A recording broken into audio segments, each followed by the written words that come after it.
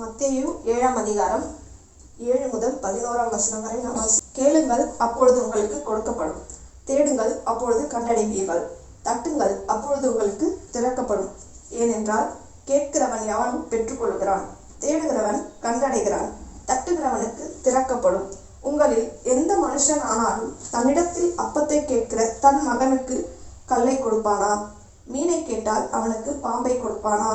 ஆகையால் பொல்லாதவர்களாகிய நீங்கள் உங்கள் பிள்ளைகளுக்கு நல்ல ஈவுகளை கொடுக்க அறிந்திருக்கும் போது பரலோகத்தில் இருக்கிற உங்கள் பிதா தம்மிடத்தில் வேண்டிக் கொள்கிறவர்களுக்கு நன்மையானவைகளை கொடுப்பது அதிக நிச்சயம் அல்லவா? கேளுங்கள், அப்பொழுது உங்களுக்கு கொடுக்கப்படும்.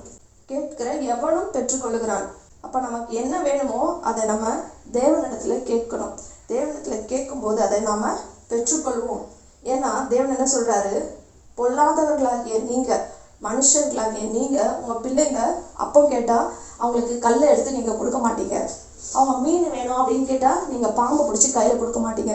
அப்படி நீங்களே உங்க பிள்ளைங்களுக்கு ரொம்ப நல்லதை கொடுக்கணும் அப்படின்னு சொல்லி நல்லவங்களா இருக்கும்போது உங்களை சிருஷ்டித்த உங்களுடைய பரமபிதா நான்.